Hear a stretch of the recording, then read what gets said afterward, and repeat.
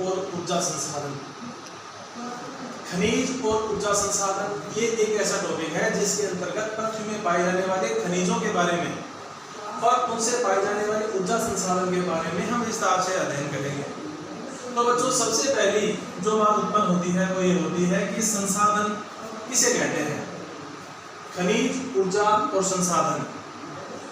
संसाधन वह कारक है जो हम अपने जीवन में जिन चीजों का इस्तेमाल करते हैं उनको कहीं ना कहीं किसी न किसी रूप में उसका उपयोग करते हैं, और जब हम उसका उपयोग करते हैं तो वो संसाधन कहलाते हैं। बच्चों, सबसे आगे की जो बात आती है वो आती है खनिज की। हम खनिज किसे कहते हैं?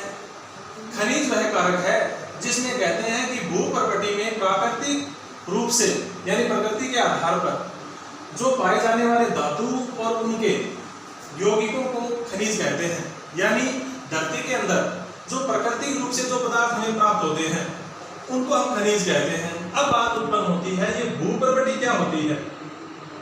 बच्चों, भूप्रकृति जो पृथ्वी का आधार है और पृथ्वी के आधार के अंतर्गत जो पृथ्वी का बाहरी हिस्सा होता है उस बाहरी हिस्से का 4 से लेकर के और 8 किलोमीटर तक का जो क्षेत्र होता है उसको भूप्रकृति बोलते हैं, और उसी भूप्रकृति में खनिज पाए जाते हैं। अब बच्चों, खनिज जो है आज तक पूरे विश्व में लगभग इस भूप्रकृति में जो पृथ्वी का बाहरी छोर है इसमें 2000 प्रकार के खनिजों को पहचाना गया है। तो बच्चों, इन खनिजों को हम अपने जीवन में इस्तेमाल अलग अलग रूपों में करते हैं। जैसे खनिजों के उदाहरण में हेमेटाइट है, बॉक्साइट है, चूना पत्थर है, कोयला है, ये सारे खनिजों की दृष्टि से देखे जाते हैं। खनिजों को 3 श्रेणियों में बांटा जाता है, एक धात्विक खनिज, एक अधात्विक खनिज और एक ऊर्जा खनिज यानी ऊर्जा संसाधन के रूप में।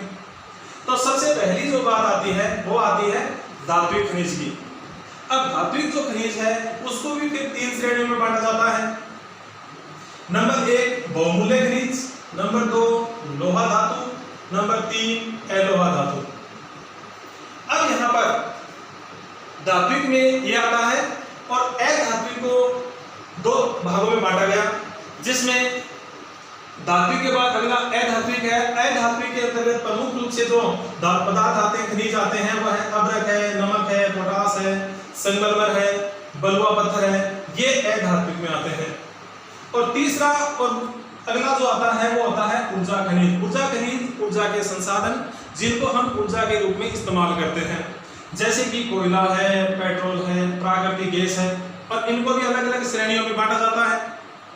अब सबसे पहले बात अपन कोयले की करते हैं, तो कोयला भी अपनी उत्तमता की दृष्टि से अलग अलग भागों में बांटा जाता है, जिसको आगे हम विस्तार से बढ़ेंगे।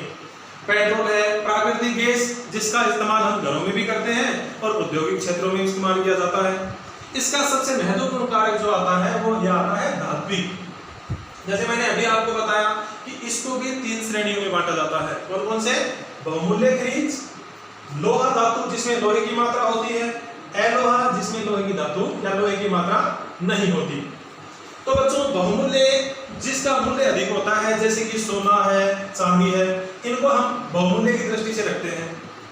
अगला जो आता है लोहा धातु जिसमें लोहांश की मात्रा होती है अर्थात चुंबक की मात्रा होती है। चुंबक की मात्रा का अर्थ है यदि हम उसके पास चुंबक ले जाएंगे तो उसके अंदर चुंबक के गुण होते हैं, जिसमें लोहा है, मैग्नीज है, निकल है, कोबाल्ट है, ये सभी लोहा धातु के अंतर्गत आते हैं।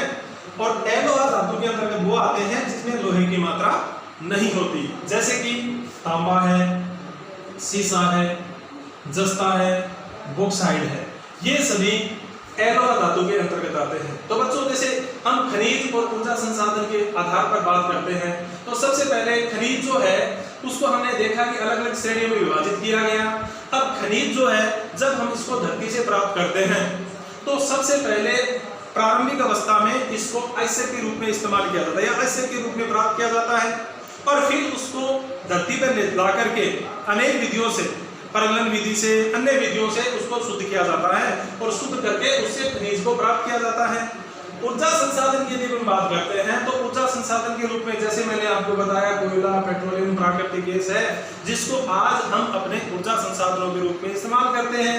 और ऊर्जा एक ऐसा कारक है जो किसी भी देश के लिए एक महत्वपूर्ण कड़ी होता है। बच्चों इसी में यदि हम आगे चलें तो हम बात करते हैं खनिजों। खनिज हमें कहाँ से प्राप्त होते हैं?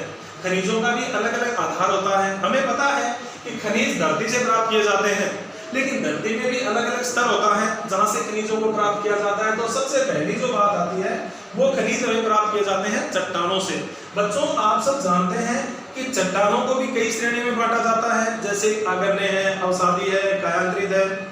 लेकिन प्रारंभिक जो रूप चट्टानों का जो हम प्राप्त करते हैं वो करते हैं प्राथमिक चट्टानों से। और आप जानते हैं कि प्राथमिक चट्टानें कौन सी होती हैं बच्चों? प्राथमिक चट्टानें होती हैं आग्नेय चट्टानें, जिनसे हमें खनिजों की प्राप्ति अयस्क के रूप में प्राप्त होती है। दूसरा जो कारक है बच्चों वो है धरातलीय चट्टानों का अपघटन। अब शब्द यहाँ आता है अपघटन क्या होता है? तो बच्चों आप लोग जानते होंगे कि अपघटन जब कोई चीज किसी प्राकृतिक कारण से या बाहरी किसी दबाव की वजह से टूटती है तो उसको अपघटन बोलते हैं या घिसती है। जब किसी धरातलीय चट्टान का अपघटन यानी ऊपर से हटने के बाद जो नीचे का खनिज पदार्थ है वो उभर के ऊपर आता है या अंदर के दबाव की वजह से निकल करके ऊपर आके धरती पे प्रकट होता है, वो धरातलीय चट्टानों का अपघटन कहलाता है। कुल मिलाकर बात ये आती है कि अपघटन वह कारक होता है जिसमें पृथ्वी के दबाव की वजह से धरती के अंदर के जो कारक है या खनिज है वो धरती के ऊपर प्रकट होते हैं, जैसे धरती से निकलने वाला लावा। इसी में हम अगली बात करते हैं बच्चों, वो करते हैं पहाड़ियों के आधार तल और घाटी के तल की रेत से।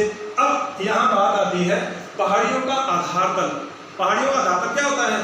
जो पहाड़ियां होती है उसका निम्नतम जो स्तर होता है, नीचे का जो स्तर होता है उसको पहाड़ियों का आधार, आधार मतलब नीचे का तल जो होता है उसको आधार बोलते हैं। उसी प्रकार यदि बात की जाए तो घाटियां जो होती हैं, पठार घाटी, उनका जो तल होता है और तल के नीचे का जो हिस्सा होता है उसको भी पहाड़ियों का आधार कहते हैं। और आधार इसलिए कहते हैं कि पहाड़ों के ऊपर से आने वाला सारा पदार्थ पहाड़ी के तल में आकर जमा हो जाता है। इसी प्रकार पहाड़ी जो है उन पहाड़ों के हमेशा पहाड़ी के नीचे वाले हिस्से से ही खनिजों को खनन विधि या कुपिक विधि द्वारा प्राप्त किया जाता है।